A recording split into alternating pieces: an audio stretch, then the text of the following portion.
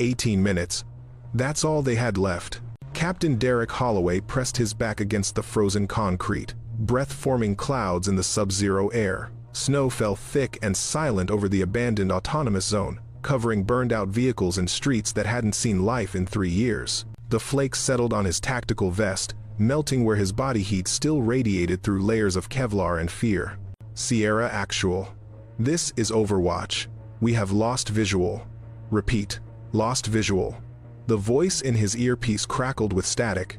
Holloway keyed his radio. Copy Overwatch. We're going dark.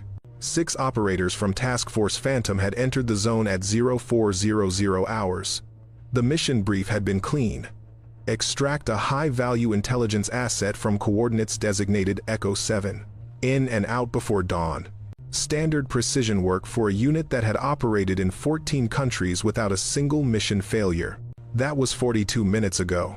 Now they were boxed in on 3 sides, ammunition running critical, and the drone overhead had gone silent after enemy jamming kicked in. The autonomous zone stretched around them like a concrete graveyard, factories with collapsed roofs, apartment blocks with windows like empty eye sockets, everything draped in white that made blood show up too clearly. Lieutenant Marcus Reed moved up beside Holloway, his rifle trained on the intersection ahead. Captain, thermals picking up movement, north side, 200 meters, count is 30 plus. South? Another 20. They're closing the pocket. Holloway had been in tight situations before. Fallujah, Kandahar, that nightmare in Mogadishu nobody talked about.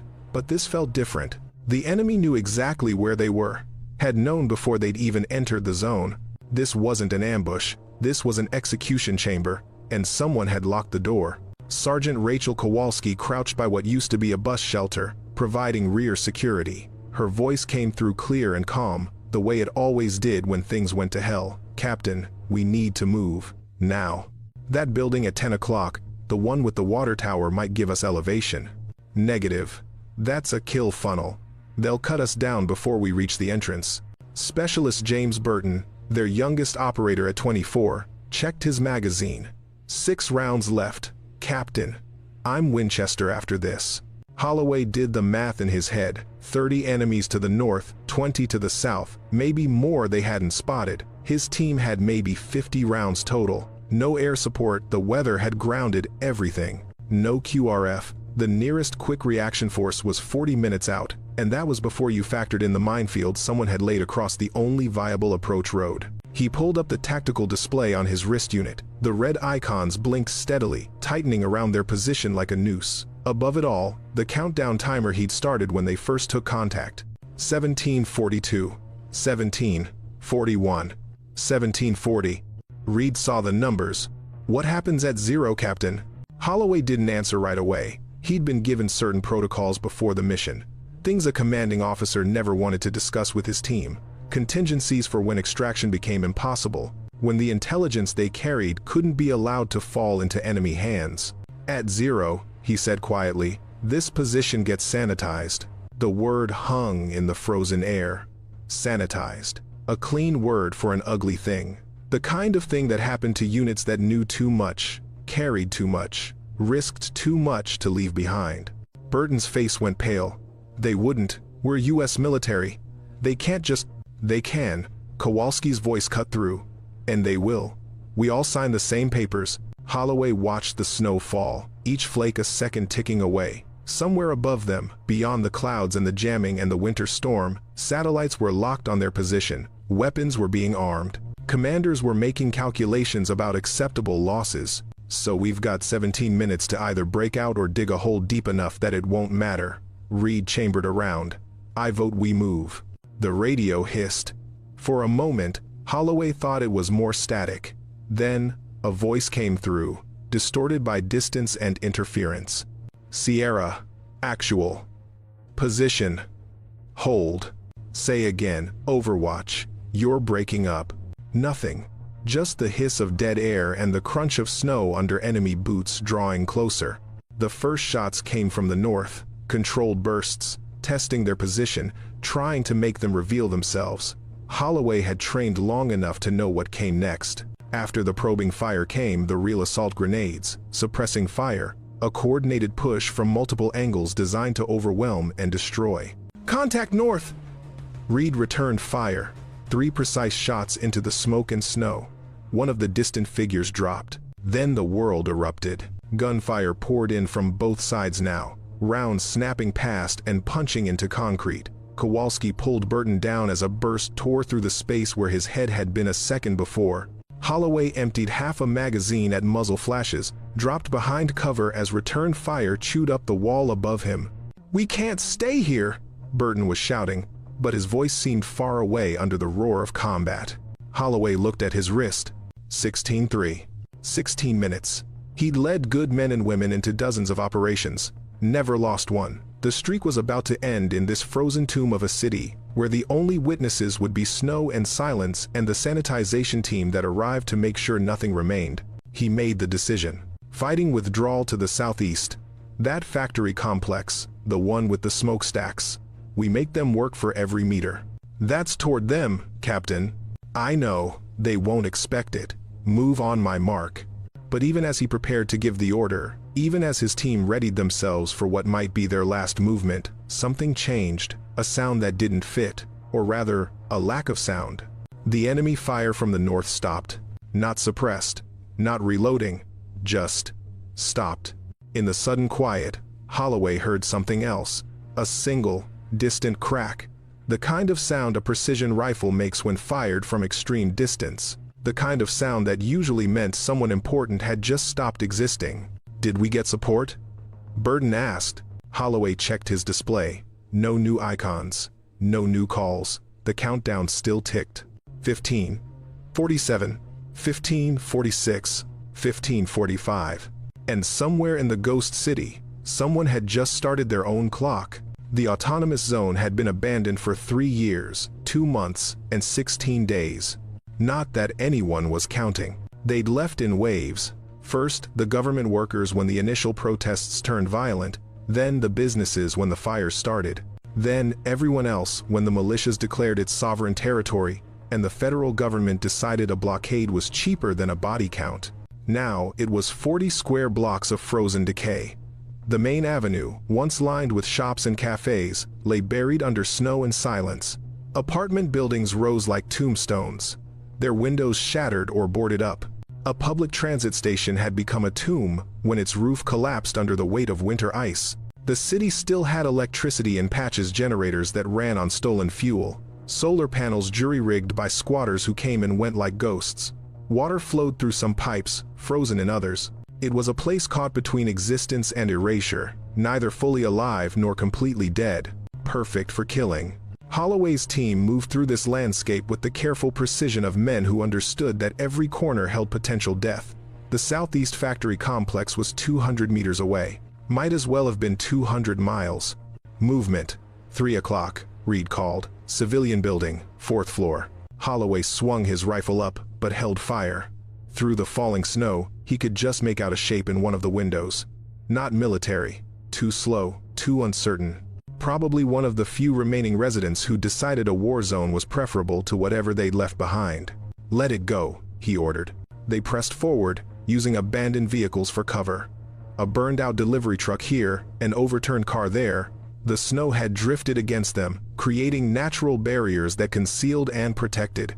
Kowalski held up a fist. Everyone froze. She pointed at the ground. In the fresh snow, barely visible, was a thin line of wire. Holloway traced it with his eyes to a nearby apartment entrance, where something metallic glinted in the shadows. IED. Kowalski breathed. "They've been here long enough to set traps. Can you clear it?" She studied the device for a long moment. "Not safely. Not in the time we have." 14:23. Holloway looked at the route ahead. The factory was straight through. But between them and safety lay an urban maze, where every street could hide an explosive. Every building could conceal a shooter. The enemy had home field advantage, time to prepare, and numerical superiority. His team had 17 rounds of ammunition total and 13 minutes before the sky fell. Wide berth, he decided. We go around. Use the retail strip on the left. They adjusted course, moving into what had once been a shopping district. Storefronts gaped empty, their goods long since looted. A pharmacy, its shelves bare. A clothing store. Mannequins still posed in the windows like frozen dancers. A restaurant, where snow had drifted through the broken door and covered the tables in white. Burton took point, rifle up, scanning. Kowalski followed, then Reed, then Holloway. Standard combat spacing. Far enough apart that one grenade couldn't take them all. Close enough to provide mutual support. That's when the second shot rang out. Not aimed at them. Aimed at someone else entirely. Holloway tracked the sound. Northeast, maybe 400 meters. He couldn't see the target, couldn't see the shooter, but he heard the result, a scream cut short, followed by shouting in a language he didn't speak but understood perfectly. Someone was hunting the hunters. Captain. Reed's voice was tight. The enemy frequency. Listen. Holloway switched his radio to the encrypted channel they'd been monitoring. Through the static and jamming, he heard voices in Russian, overlaid with local dialect. Angry, confused, and something else. Afraid. They're saying someone's picking off their command elements, Reed translated. Officers, squad leaders, they think it's one of us. It's not us, Burton said. We're all here. Then who? The third shot answered the question. Another crack, another pause in enemy fire. Holloway realized what was happening. Whoever was out there wasn't trying to kill everyone. They were destroying the enemy's ability to coordinate. Cut off the head, the body goes into chaos. It was brilliant, and it was something only a trained sniper would attempt. We've got a guardian angel, Kowalski said. Holloway wasn't so sure about the angel part. Angels didn't operate in cities like this. Angels didn't kill with such cold precision. Whatever was out there in the snow, it wasn't divine intervention. It was something darker. They reached an intersection. The water tower Kowalski had mentioned earlier rose ahead, a rusted cylinder perched atop a 6-story building. From up there, you could see everything, every street, every rooftop, every approach. Holloway studied it through his scope. No movement, no thermal signatures, nothing. But the enemy fire had shifted.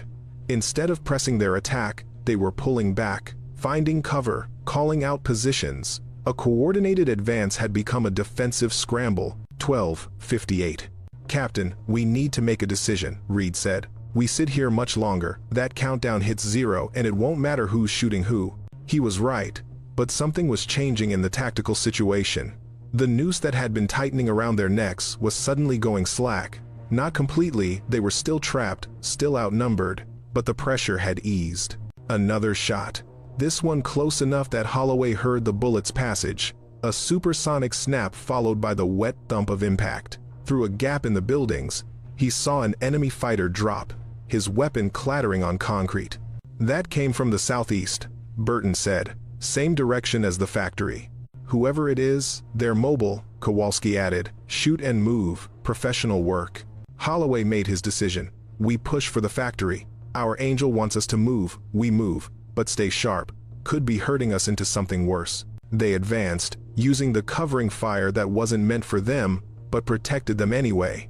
Every 30 seconds, another precise shot would ring out. Never automatic, never wild, just single, calculated kills that turned a coordinated assault into a confused retreat. The enemy was still out there, still dangerous. But now they were the ones looking over their shoulders, wondering where death would come from next. The city had become a 3-way kill zone, Holloway's team trying to escape, the enemy trying to finish them, and somewhere in the frozen ruins, a single shooter turning the battlefield into a graveyard. 11:47. 10 minutes until sanitization. And the devil in the snow was just getting started. She'd been in position for 6 hours before the first radio chatter started. The building she'd chosen was a former administrative complex, 12 stories of concrete and steel that had housed bureaucrats before the zone went dark. Now it housed birds, rats, and occasional squatters who never stayed long. Too cold, too exposed, too full of ghosts. Perfect for her needs. Lieutenant Grace Mercer, former lieutenant, technically, though she still thought of herself by rank, had climbed to the 8th floor and claimed a corner office with windows facing northwest and southeast. 2 fields of fire. Multiple exit routes. The door behind her rigged with a simple alarm, fishing line and an empty can. Nobody was getting close without her knowing.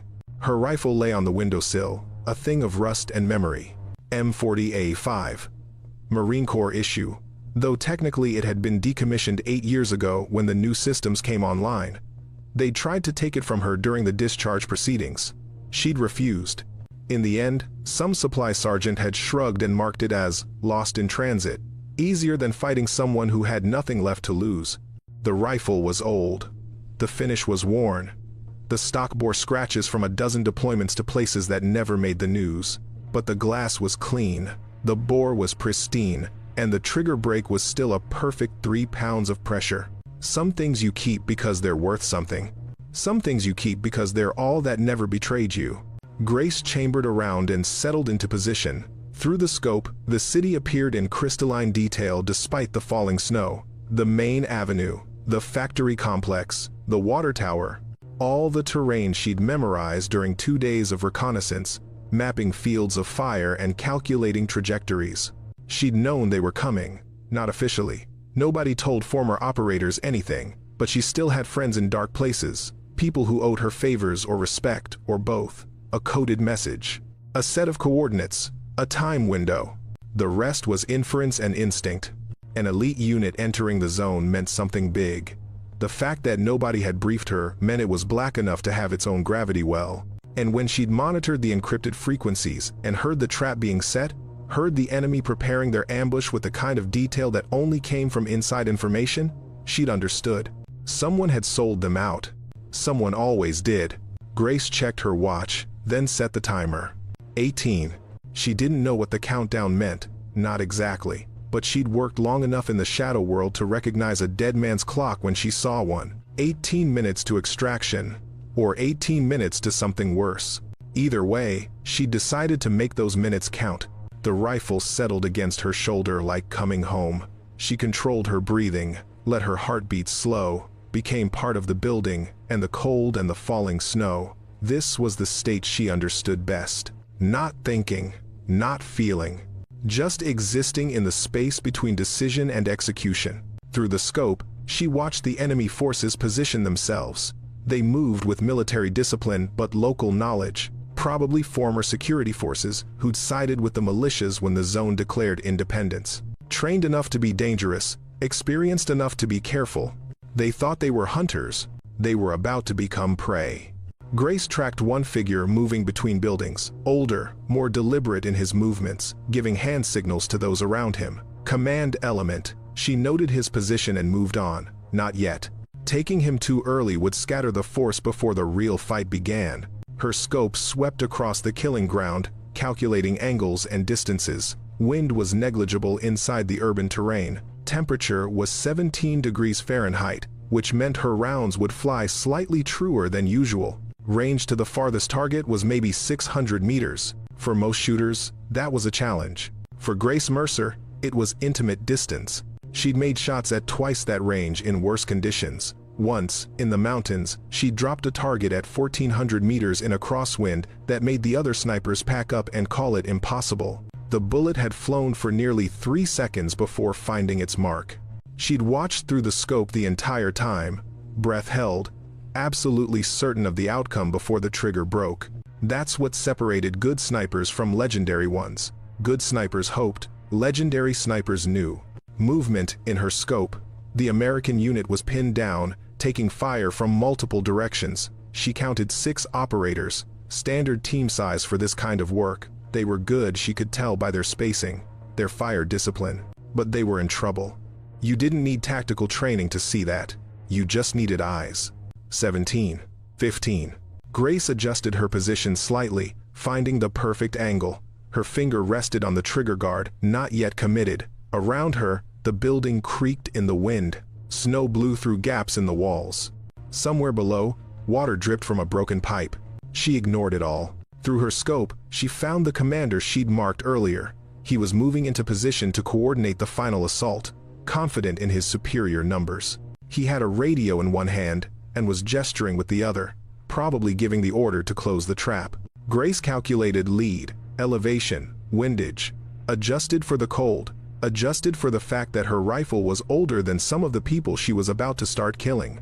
Then she exhaled slowly and let the world go still. 18 minutes, she whispered to the empty room. Let's make them memorable. The trigger broke clean. The shot echoed across the ghost city. And in that frozen instant between sound and impact, Grace Mercer smiled for the first time in months. The devil had come to judgment. The enemy commander's name was Dmitry Volkov, though Grace didn't know that and wouldn't have cared if she did. He was 43 years old, a former police captain who joined the militia when the government abandoned the zone. He had 2 daughters in a refugee camp 300 miles away. He sent them money when he could. He dreamed of the day they could come home. Grace's bullet ended all of that in the space between one heartbeat and the next. Volkov had been standing behind a concrete barrier, radio to his ear, coordinating his forces for the final push. He was telling his men to prepare grenades, to synchronize their assault, to close in from 3 sides simultaneously. The American unit would be dead in 2 minutes. Clean, efficient. His superiors would be pleased. The shot took him in the center of his chest, punching through tactical vest and flesh and spine before exiting out his back in a spray of red that painted the snow behind him. He dropped without a sound. For 3 full seconds, nobody moved. Combat has its own rhythm, its own terrible music. When that rhythm breaks, when the music stops, the human brain requires a moment to process what's changed. Volkov's men had been advancing, firing, coordinating. Now their commander lay dead in the snow, blood pooling beneath him, and the only sound was wind and the soft whisper of falling flakes. Then chaos erupted. "Sniper," someone screamed in Russian. "Where?" "I don't know." "Get to cover." The coordinated assault dissolved.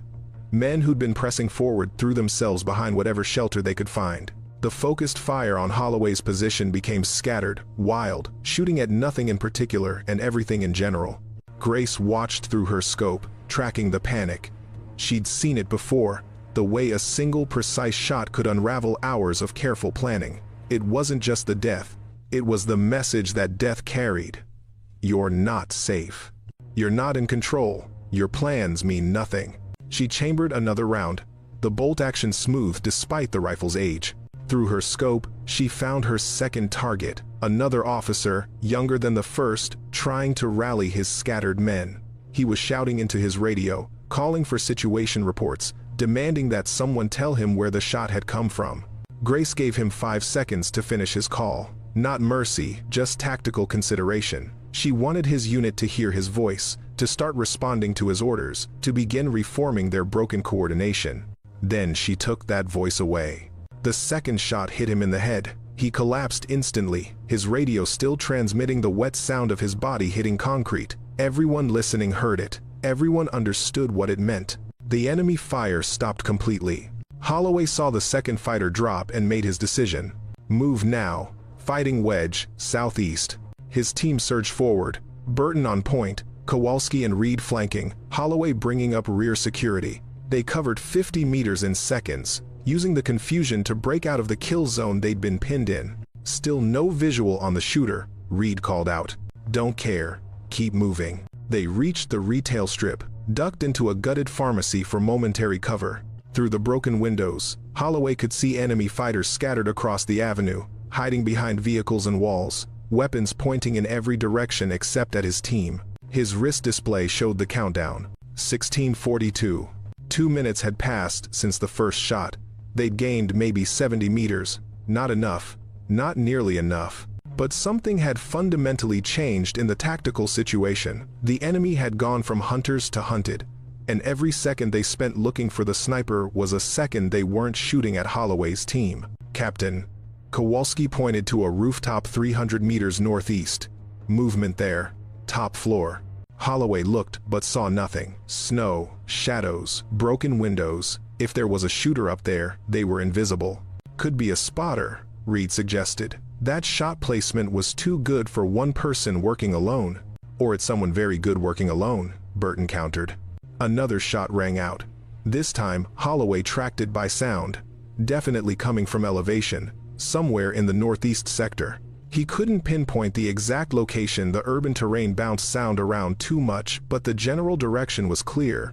A third enemy fighter went down. This one had been trying to flank their position, moving along a wall with his weapon up. Professional movement, proper technique. It didn't save him. The round caught him mid-step, and he tumbled forward into the snow, weapon skidding away. "Jesus!" Burton whispered. "Whoever that is, they're not missing. Their target's selecting." Kowalski corrected. "Look at who they're hitting. That's all command and coordination elements. They're not trying to kill everyone, just everyone that matters." She was right. Holloway had seen enough combat to recognize the pattern. Their mysterious guardian wasn't panicking, wasn't spraying bullets. Each shot was deliberate, calculated to cause maximum disruption with minimum ammunition expenditure. It was the work of someone who understood that killing wasn't about body count. It was about breaking the enemy's will to fight. And it was working. The enemy forces were fragmenting. Some fell back to hardened positions. Others abandoned their posts entirely, sprinting for distant cover.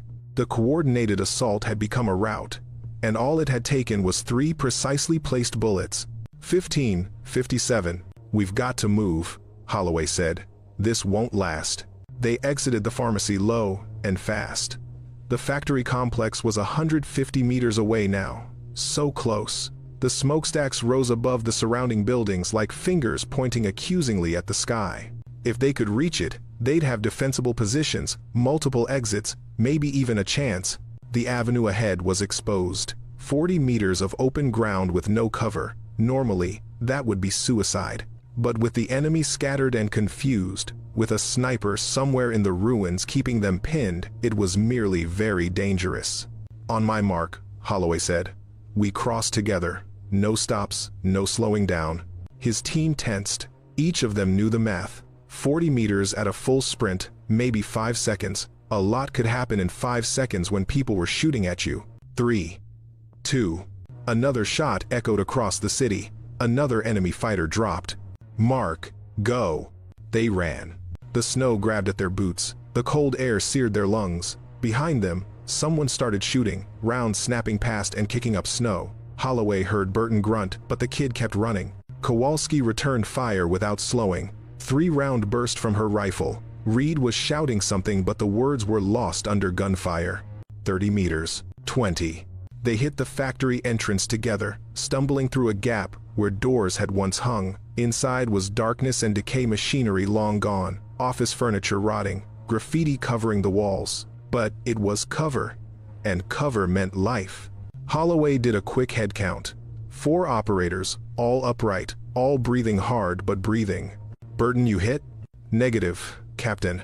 Round went through my pack, right through my last MRE. Always hated those anyway." Despite everything, Holloway almost smiled. 15:23. They'd gained ground, they'd survived, but the countdown kept ticking, and somewhere in the ghost city, their unknown savior was running out of targets. Or worse, running out of ammunition. Grace had 7 rounds left. Not ideal, but not catastrophic. She'd done more with less. In Fallujah, she'd held a position for 6 hours with 4 rounds, waiting for the exact right moments. Patience was as much a sniper's weapon as the rifle itself. She pulled back from the window, moving through the abandoned office with practiced efficiency. The enemy would be trying to triangulate her position now. Smart ones were already calculating angles, narrowing down possibilities. She had maybe 3 minutes before this location became untenable. The building's interior was a maze of cubicles and collapsed ceilings. Grace navigated it in near darkness, her eyes adjusted to the gloom. Every step placed carefully, every movement calculated to minimize sound. She reached the stairwell and paused, listening. Nothing. Down 2 flights. Across a hallway where pigeons had nested in the overhead fixtures, through a storage room that still smelled of mold and old paper. She emerged on the 6th floor, southeast corner. Different angle, different field of fire. Through the windows, she could see the factory complex where the American unit had taken shelter. Good call on their part. The structure was defensible, had multiple exits, would buy them time. Not enough time, though. Grace checked her watch. 14:47. She'd been tracking the countdown since it started, though she didn't know exactly what triggered it.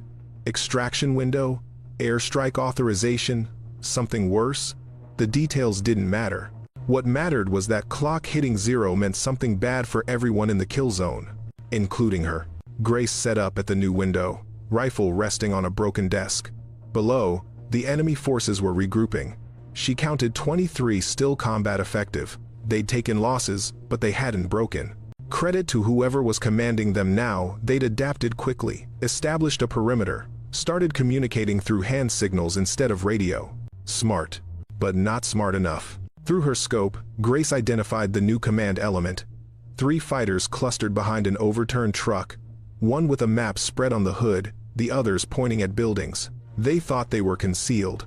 The truck provided cover from the factory.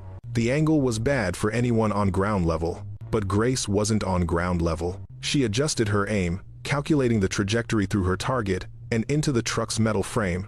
The round would deform on impact, but at this range, it would still be lethal. She was banking on penetration, the bullet passing through flesh and hitting the truck with enough noise to make everyone flinch. Psychology mattered as much as ballistics in this kind of work. Grace exhaled slowly, squeezed. The shot cracked out. Her target dropped, clutching his neck. The bullet had caught him at an angle, deflected slightly by bone, but still hit the truck bed with a metallic clang that echoed across the avenue. The other 2 scattered immediately, abandoning the map and their wounded comrade. "That's 4, Grace whispered to herself. She worked the bolt, chambering a fresh round. Her fingers were cold despite the gloves. She'd been in position for 7 hours now, and even with all her cold weather training, the temperature was taking its toll. She'd need to find a new position soon. Somewhere she could build a small fire, warm her core temperature, maintain the fine motor control necessary for precision shooting. Later. For now, there was work to do. Grace scanned the enemy positions, looking for the next target. Not the obvious ones, the fighters who were exposing themselves. Those were bait or desperation. She wanted the careful ones, the ones showing discipline and tactical awareness. Those were the dangerous ones. There. A fighter was moving between buildings using a covered approach, staying low, weapon up in proper ready position. Military trained, maybe former special forces. He was trying to flank around toward the factory, probably to get eyes on the American unit's defensive positions. Grace tracked him through her scope, waiting. He moved well, checking corners, never exposing himself for more than a second. Under normal circumstances, he might have made it. But these weren't normal circumstances. When he paused at a corner, just for an instant, Grace fired. The round hit him center mass. He went down hard. 5. The enemy fire intensified, but it was undirected, shooting at ghosts and shadows. Grace had already pulled back from the window, already moving toward her next position. 4th floor, northwest corner. She'd pre-staged it hours ago, a hide made from fallen ceiling tiles and old furniture, with a narrow firing lane that overlooked the water tower. She reached it and settled in, becoming part of the debris and darkness. Through her rifle scope, she watched the enemy trying to coordinate. They were using hand signals now, moving in pairs for mutual support. Adapting, learning. These weren't militia trash or weekend warriors.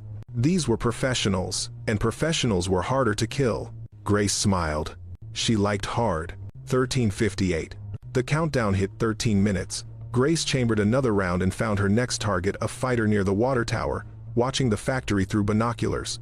He was good at his job, kept most of his body behind cover, only exposing his head and the optics. Most snipers would have passed on the shot. Too small a target, too much risk of a miss revealing position for no gain. Grace wasn't most snipers. She adjusted for the distance 430 meters according to her rangefinder. Wind was picking up, maybe 5 miles per hour from the northwest. She compensated, aimed slightly left and high. The shot was perfect. The binoculars shattered. The man behind them dropped. Grace ejected the spent casing, caught it in her gloved hand, pocketed it. No evidence, no trail. She'd leave the city the same way she'd entered it, like a ghost that was never really there. Below, the enemy was abandoning their forward positions, falling back to more defensible ground. The hunted had become hunters, and the hunters didn't like it. They'd come here expecting an easy kill. Instead, they'd walked into something worse than an ambush. They'd walked into judgment. Grace checked her remaining ammunition. 1 round left in the rifle, 0 spares. She'd made every shot count, but the math was turning against her. 7 targets down, but at least 15 still combat effective. Even if she killed one with every remaining bullet, the numbers didn't work. But numbers weren't everything. Sometimes, fear did more damage than bullets. She keyed into the enemy radio frequency she'd been monitoring. Through the static and encrypted burst transmissions, she could hear voices raised in argument. Some wanted to press the attack. Others wanted to pull back, regroup, call for support. They were fracturing, starting to question whether the objective was worth the cost. Good. Grace settled deeper into her hide and waited for the next opportunity. The city was silent except for wind and the distant drip of melting snow. Above her, the ceiling creaked. Below her, death waited patiently in the form of rust and memory, and 7 decades of accumulated skill. 13 minutes left on the clock. She intended to make every second count. The rust wasn't from neglect. Grace kept the rifle clean where it mattered. The bore was pristine, the action smooth, the glass spotless. But the exterior, the parts that didn't affect function, she let them age naturally. Let the bluing fade, let the stock weather. Let the metal oxidize in patches that told a story of years and distance and weather. She let it rust, because rust was honest. It had started 8 years ago, in a courtroom that shouldn't have existed.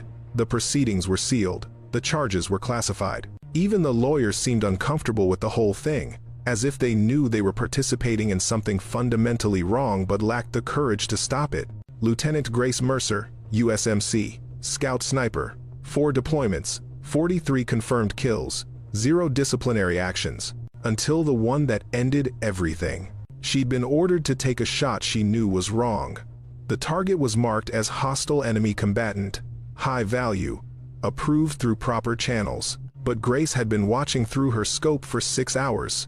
She'd seen the man with children, seen him help an elderly woman across the street, seen behavior patterns that didn't match the profile of a terrorist commander. She'd questioned the order. They'd told her to shoot anyway. She'd refused. The mission had proceeded without her. Another sniper took the shot. The target died. 3 days later, intelligence confirmed what Grace had suspected: the man was a civilian, killed because bad information had made it through the approval process and nobody had questioned it. Nobody except her. The official report commended the mission as successful. The civilian death was classified as acceptable collateral damage. The intelligence failure was buried. And Lieutenant Grace Mercer was quietly discharged from service for failure to follow lawful orders in combat operations. They'd tried to take her rifle during processing. Standard procedure. All issued equipment returned to the armory.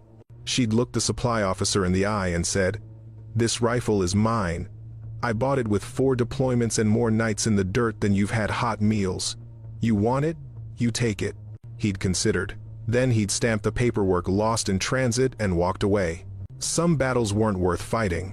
Grace had left the Corps with her rifle, her skills, and nothing else. No pension she hadn't served long enough. No benefits the discharge was other than honorable. No job prospects who hired someone blacklisted from the intelligence community. She drifted for a while. Worked security that didn't ask questions. Did contracting work that operated in legal gray zones. Saved money. Kept the rifle close. Let it rust because pristine gear drew attention, and attention was dangerous for someone like her. Eventually, she'd found her way here. The autonomous zone, where the government's reach ended and people made their own rules. Where someone with specialized skills could find work without answering difficult questions about employment history. She'd been operating in the zone for 16 months now. Small jobs mostly. Overwatch for supply runs. Providing security for negotiations between factions. Once, she'd been hired to eliminate a predator who'd been targeting refugees. That one she'd done for free. The rifle had been with her through all of it. Old. Rusty. Honest about what it was: a tool for killing that made no pretense about its purpose. Unlike the people who'd ordered that fatal shot. Unlike the system that rewarded following orders over doing what was right. Grace chambered another round and found her next target through the scope. A fighter was moving up to support his comrades, carrying what looked like a rocket launcher. RPG-7. Soviet era. Probably looted from a military depot when the zone first went independent. That couldn't be allowed to reach the factory. She calculated the shot.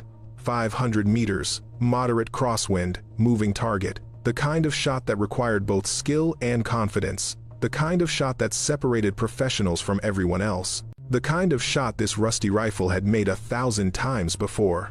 Grace tracked the fighter's movement, predicted where he'd be in 2 seconds, adjusted her aim, and fired. The man dropped, The RPG clattered on concrete, unfired. 7 targets down, 0 rounds remaining. Grace set the rifle down carefully, almost reverently. She'd killed 7 people in the last 14 minutes with 7 rounds. Perfect efficiency, perfect execution, the kind of performance that would have earned commendations in her old life. In this life, it was just another Thursday. She pulled back from her position, moving through the building's interior toward her contingency exit.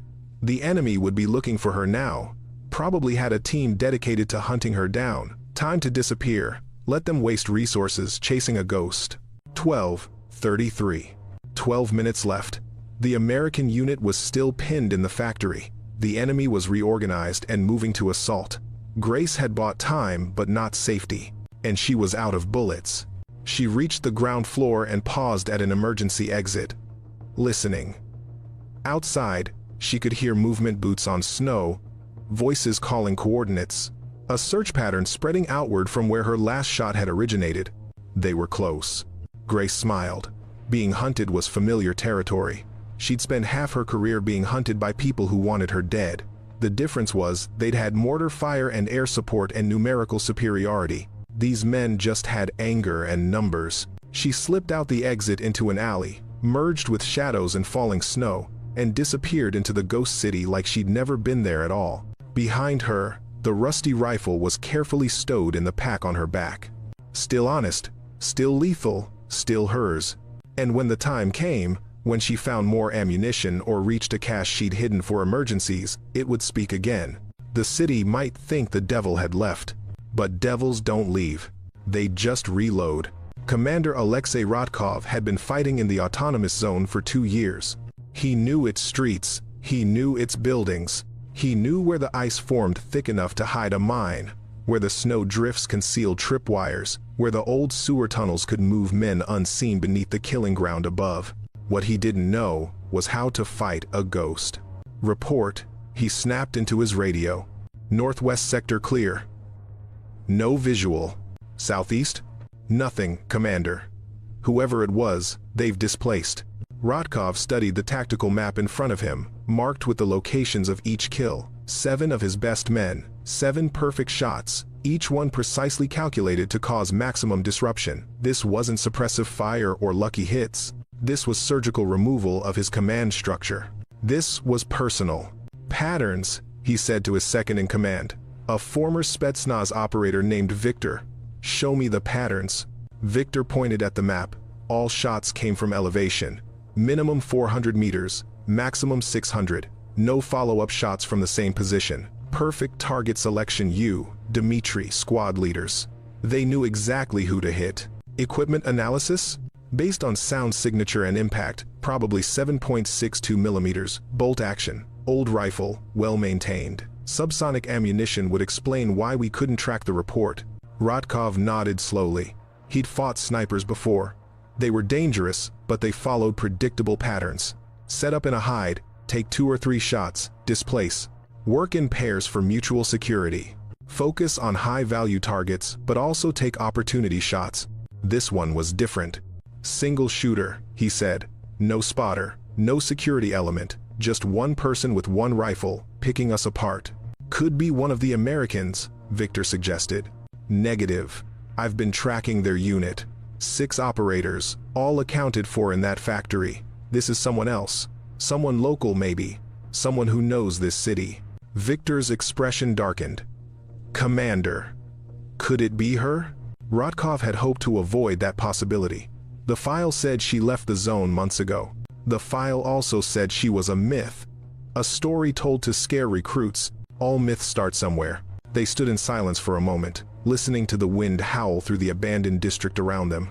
Rodkov had heard the stories. They all had. A female sniper who operated alone. No unit, no support. Just a rusty rifle and skills that seemed almost supernatural. She'd appeared 6 months ago, taking contracts that nobody else would touch. High-risk work, impossible shots, always alone, always successful. The locals called her Diavel Devil, not because she was evil, but because she appeared without warning and disappeared without trace, like something from the old stories, when supernatural justice came for those who deserved it. Rodkov had dismissed it as propaganda. exaggeration. Every conflict had its legends. The sniper who never missed, the soldier who couldn't be killed. They were rarely based on truth. Until now. If it is her, Victor said quietly, we're in trouble. Real trouble. Why? She's one person, one rifle. We still have 20 fighters and they're pinned in that factory. Because she doesn't fight to win objectives, Commander. She fights to judge. And if she's decided we're guilty. He didn't finish the sentence. He didn't need to. Rodkov had read the classified reports. The devil didn't take every contract. She was selective, almost impossibly so. Money didn't motivate her. Politics didn't interest her. But cross certain lines, target civilians, abuse prisoners, violate the few rules that still existed in this lawless zone, and she came for you. And she didn't stop until you were dead or gone.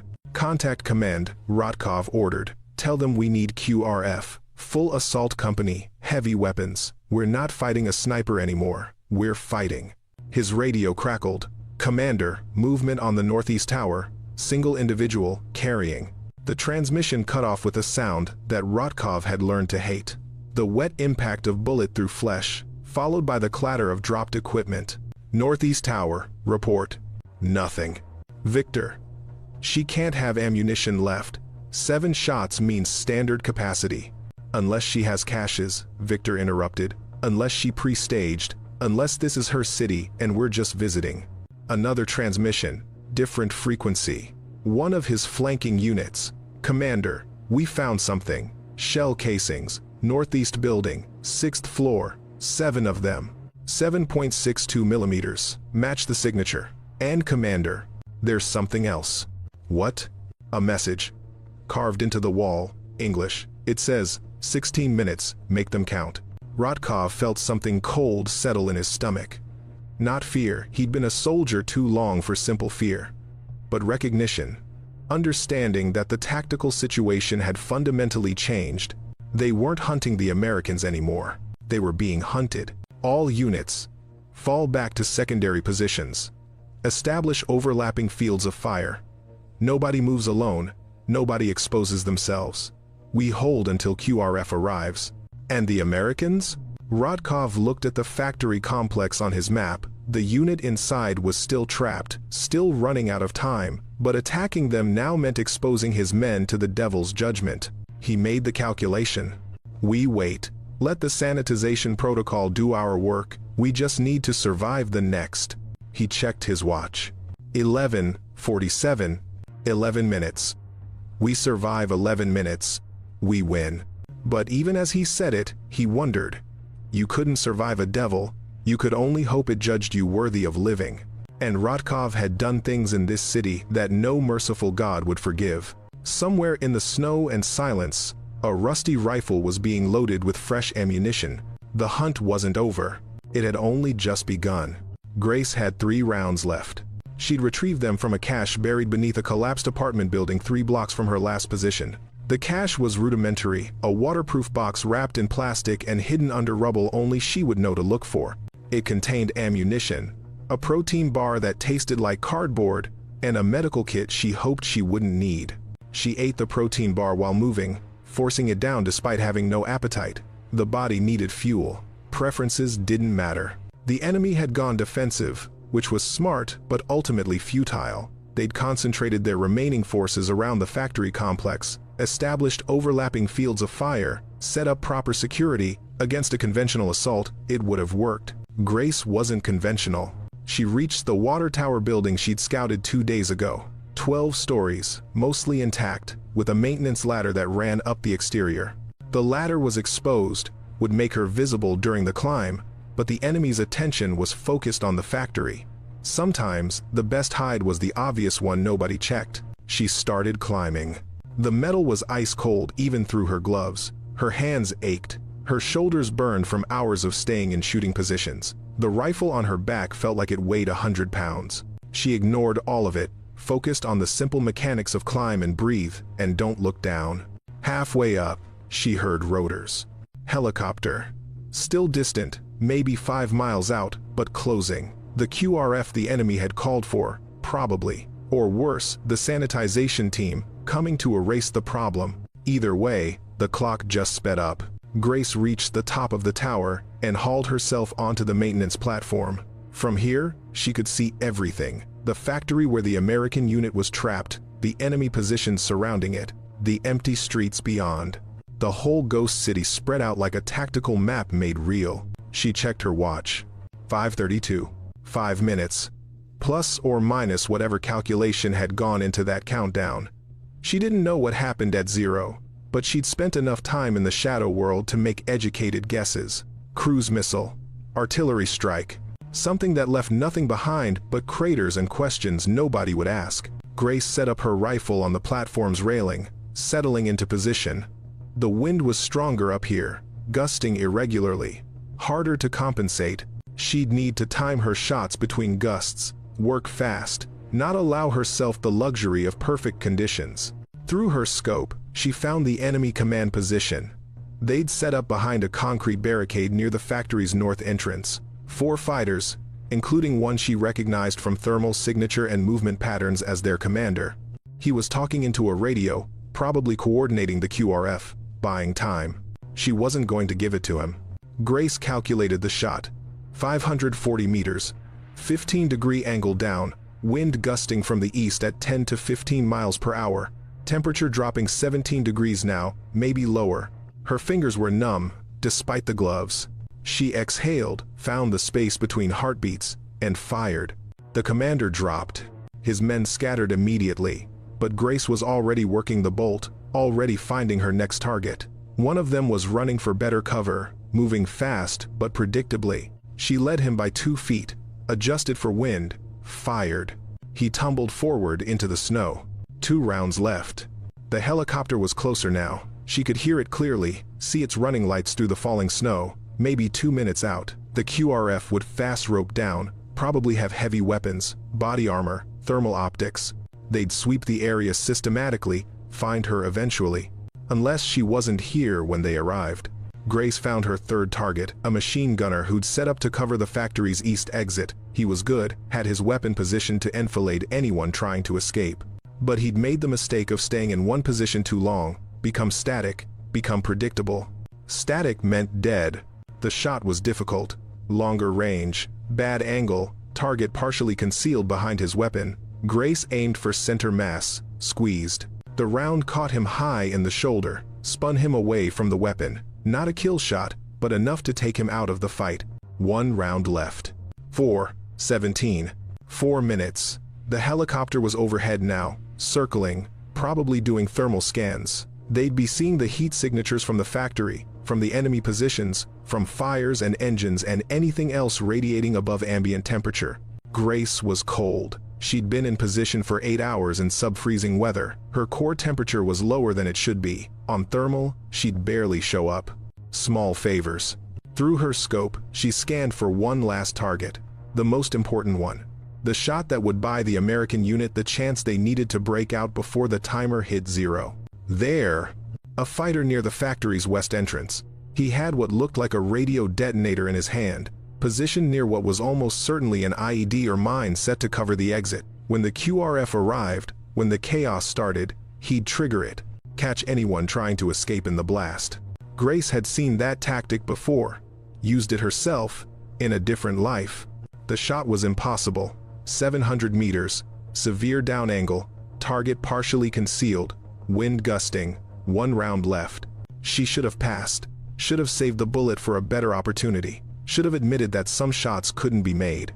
Grace set her sight picture perfectly, compensated for everything she could measure and guessed at what she couldn't. Then she did something she hadn't done in years. She prayed. Not to God, she'd lost that faith long ago, somewhere between her third deployment and her discharge, but to the rifle, to the accumulated skill of a decade's work, to luck and wind and whatever force in the universe allowed impossible things to sometimes, against all odds, become real. The trigger broke. The world went silent. Grace watched through the scope as the bullet flew across 700 meters of winter air, dropping and drifting and somehow, impossibly, finding its target. The fighter with the detonator collapsed. The device fell from his hand into the snow. For a moment, nothing happened. Then the factory's west door burst open and the American unit came out fast, weapons up, moving in tactical formation toward the vehicle depot 300 meters beyond. They were going to make it. 3:28. Grace pulled back from the railing, broke down her rifle with practiced efficiency, stowed it in her pack. The helicopter was making another pass, tighter now, probably getting ready to deploy troops. Time to leave. She found the interior stairwell and started down, moving fast but carefully. Behind her, through the walls, she could hear gunfire, the American unit fighting through their breakout, the enemy trying to stop them, chaos and confusion, and 3 minutes until whatever came at zero. She reached ground level and exited through a maintenance door that opened into an alley. The snow was falling harder now, visibility down to maybe 50 meters. She pulled her hood up, became just another shadow in the storm. Behind her, the ghost city was alive with sound, helicopter rotors, gunfire, shouting in English and Russian and languages she didn't speak. All of it fading as she walked away, as the snow covered her tracks, as the devil became a ghost once again. She checked her watch. 2:14. 2 minutes until zero. Grace was 6 blocks away when the sky fell. Holloway had made a lot of hard calls in his career. This was the first one he made while hearing his own funeral being prepared. "Move faster," he shouted, leading his team through the vehicle depot. Abandoned cars and trucks provided cover, created a maze of metal and rubber that slowed pursuit. Behind them, enemy fire was sporadic, disorganized. The sniper had broken their coordination, and the chaos from the helicopter's arrival had done the rest. But none of it mattered if they didn't clear the blast radius. "Captain, where are we going?" Burton was breathing hard, struggling to keep up. "Away, far away. Just run!" They burst out of the depot onto a side street. The snow was so thick now that Holloway could barely see 20 feet ahead. Perfect cover, terrible navigation.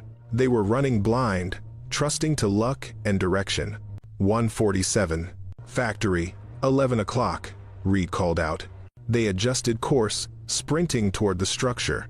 It was smaller than the one they'd been trapped in, maybe an old workshop or warehouse. The door was unlocked. They piled inside, weapons trained on the darkness, clearing corners out of habit more than tactical necessity. "Barricade the entrance," Holloway ordered. "Everyone, get to the back of the building, as far from exterior walls as possible." "Captain, what exactly?" "Just do it." They moved. Kowalski and Reed dragging metal shelving to block the door. Burton finding an interior room, windowless, probably used for storage. Holloway checked his wrist display one last time. 1:03. 1 minute. "In here, now." They crowded into the small room. Holloway pulled the door shut. In the darkness, he could hear his team breathing, hear their gear rattling, hear the helicopter still circling somewhere outside.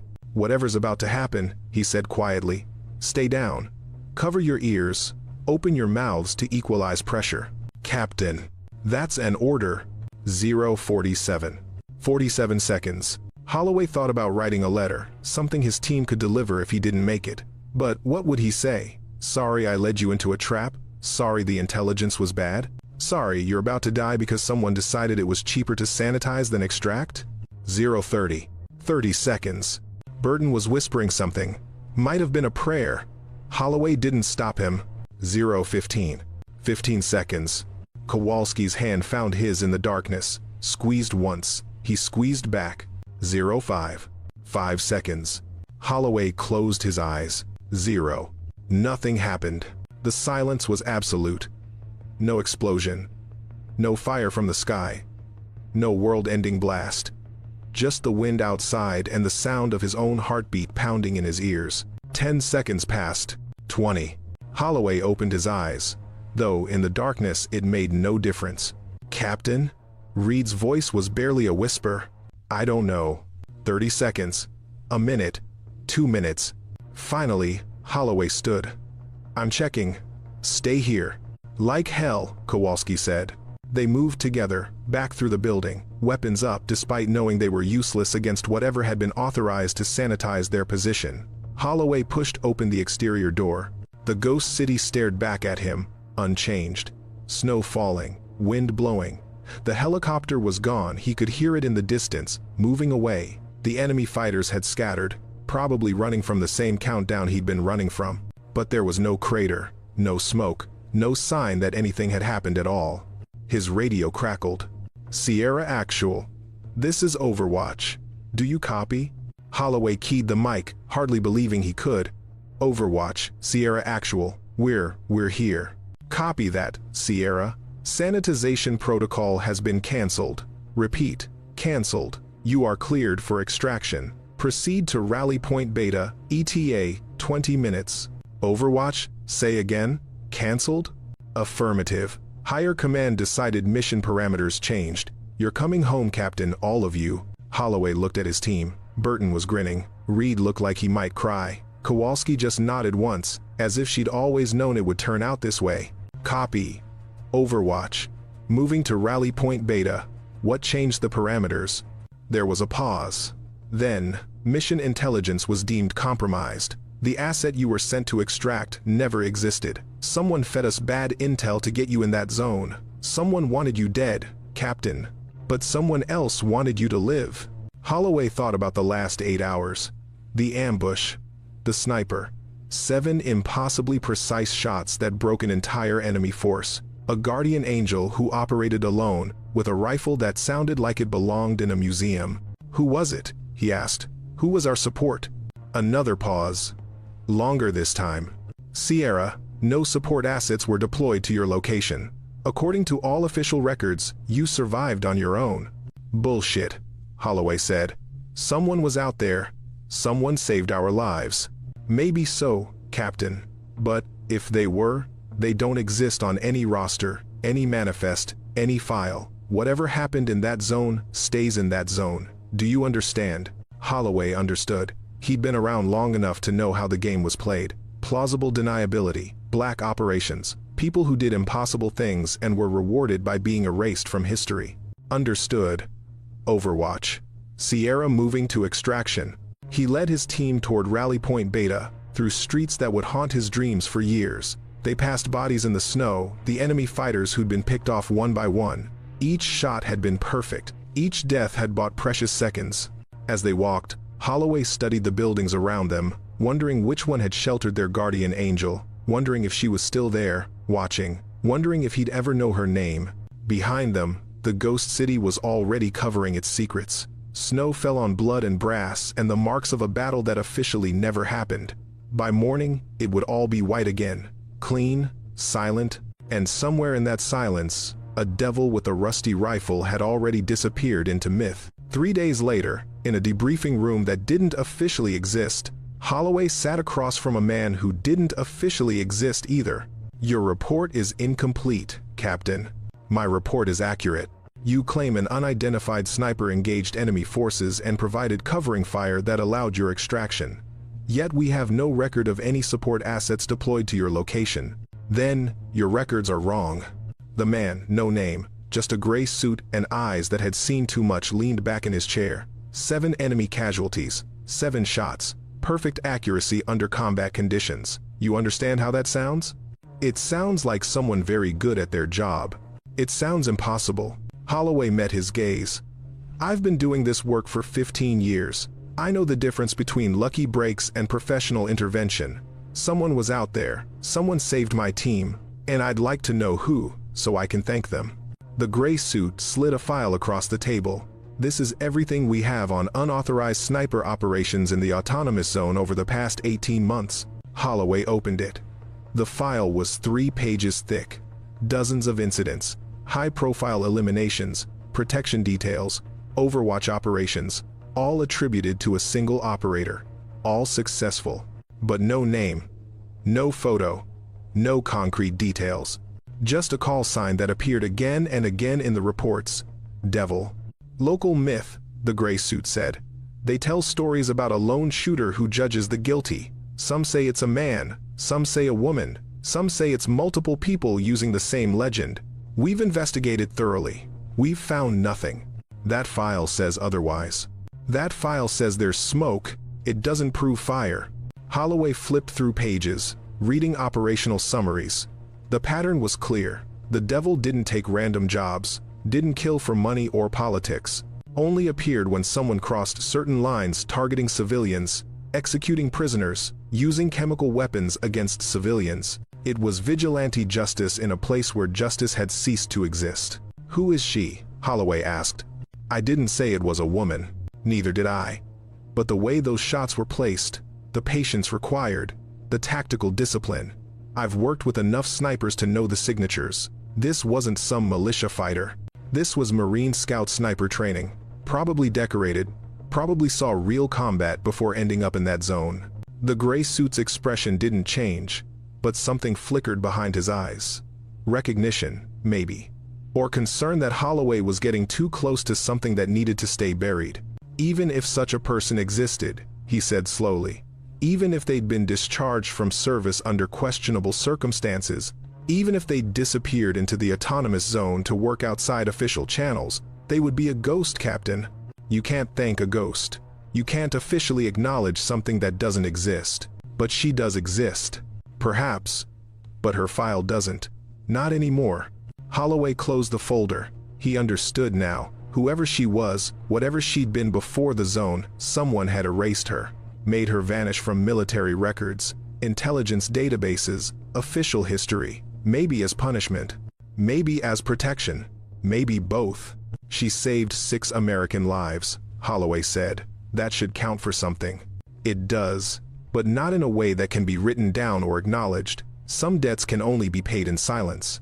4 blocks from the debriefing room, in a coffee shop that served terrible coffee to customers who didn't care about quality, Grace Mercer sat by the window and watched snow fall on a city that had learned to function again. She'd left the autonomous zone the night of the operation, walked out through checkpoints that didn't really exist, past guards who were told to look the other way at certain times. Someone had paid for her passage, someone who knew what she'd done, and wanted to make sure she could do it again if needed. She didn't know who, didn't care. She'd done the job because it was right, not because someone asked her to. The fact that it had been useful to powerful people was coincidental. Her rifle was in a storage locker 3 states away, properly cleaned and maintained. It would stay there until she needed it again, and she would need it. There was always another job, another target, another situation where the official channels failed, and someone needed to make hard decisions with a cold trigger. Grace's phone buzzed. A text from a number she didn't recognize. "Coffee shop, window seat, 4 minutes." She looked up. A man in a gray suit was crossing the street toward her, moving with the careful precision of someone who'd been trained for violence but preferred to avoid it. He entered the coffee shop, bought the worst possible coffee, and sat down across from her without asking permission. "Lieutenant Mercer." "I'm not a lieutenant anymore." "No, but you were. Marine Scout sniper, decorated, discharged for refusing an unlawful order, currently operating in legally ambiguous territory. Still, you did good work 3 days ago." Grace said nothing. The gray suit slid an envelope across the table. "That's yours. Call it compensation. Call it gratitude. Call it whatever lets you sleep at night." She didn't touch it. "I didn't do it for money. I know. You did it because 6 people were going to die, for bad intelligence and political cowardice. You did it because someone needed to. That's what makes you valuable. I don't work for you. I'm not asking you to. But there are situations, Lieutenant. Situations where official channels fail, where politics get in the way of what needs to be done. When those situations arise, it's useful to know there are people like you in the world."